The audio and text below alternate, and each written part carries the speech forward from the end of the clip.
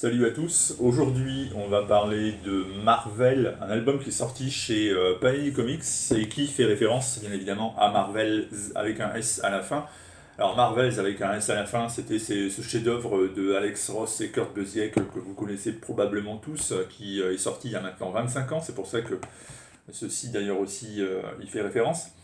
Et c'était comment raconter une nouvelle fois les origines de l'univers Marvel avec un style photoréaliste extrêmement saisissant, le tout vu à travers les yeux d'un photographe qui racontait donc peu à peu ce qu'il voyait et comment les super-héros avaient un impact sur les gens normaux comme vous et moi. Alors aujourd'hui, il y a ceci qui est disponible. Marvel, c'est une mini-série en 6 parties. Les 6 parties sont réunies ensemble dans cet album. Et la question qui se pose, c'est est-ce que ça vaut la peine ou pas? Alors moi, je pose cette question, elle est importante parce qu'il faut bien comprendre ce qu'on va acheter. Si vous pensez que ça, c'est la suite de Marvels, que vous êtes convaincu que c'est le prolongement de ce que vous avez déjà lu, et donc qu'il vous le faut absolument, vous allez, à mon avis, être fortement déçu et vous allez fermer l'album en vous disant mais je me suis fait arnaquer. Ça n'est pas du tout ça. Alors Marvel, c'est un hommage à l'univers Marvel qui fête ses 80 ans et en plus Marvels fête ses 25 ans, donc double anniversaire.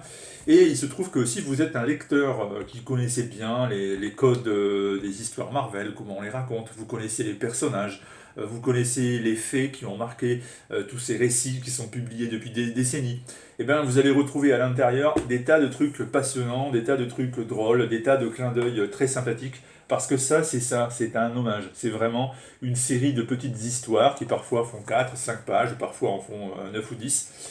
Et toutes ces histoires sont reliées entre elles par une sorte, ce qu'on appelle une corniche, c'est-à-dire une passerelle qui permet de toutes les relier. Vous avez Cauchemar qui veut s'emparer du monde à travers donc les cauchemars des gens.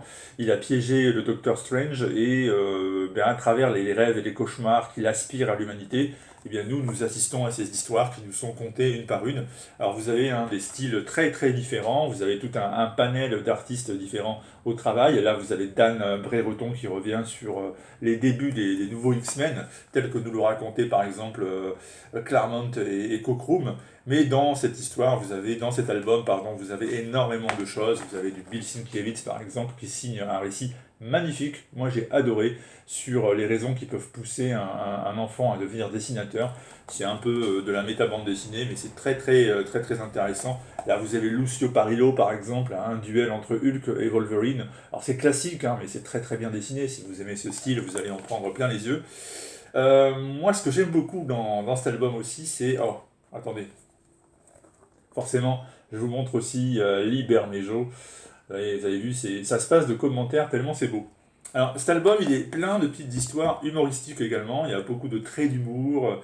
C'est pour ça que je vous dis, si vous connaissez bien l'histoire Marvel, parce que des fois, la blague sous-entend que vous savez vraiment à qui il est fait référence, à quelle histoire il est fait référence.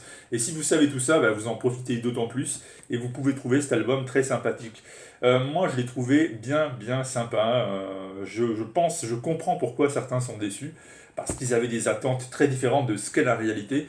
Ça, c'est vraiment pour ceux qui veulent une espèce de pot pourri voilà, qui sert d'hommage, qui sert de miroir à ce qu'on peut trouver dans les comics Marvel. Alors, dans ce cas-là, ça peut être un super cadeau, ça peut être une très bonne lecture, et il y a vraiment des belles choses, hein, je vous les ai montrées, il y a vraiment de tout.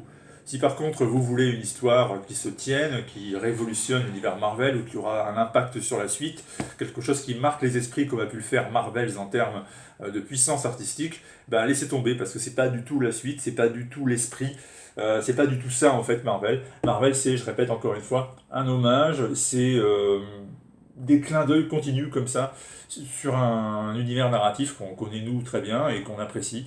Et voilà pourquoi ça existe, voilà pourquoi c'est disponible. Si vous savez pourquoi vous l'achetez, à mon avis, vous ne serez pas déçu et vous passerez un bon moment. Autrement, peut-être, oui, ça va dérouter et vous serez un peu déçu. Donc à vous de voir un peu la raison pour laquelle vous voulez éventuellement l'acheter. Et sur ce, je vous dis à très bientôt pour d'autres vidéos. Des vidéos vacances, hein, parce que c'est les vacances, on parlera de vieux trucs qui sont sortis il y a longtemps. Dès la semaine prochaine, dès la fin de la semaine même, ça se trouve. Voilà, merci à tous, ciao, à bientôt.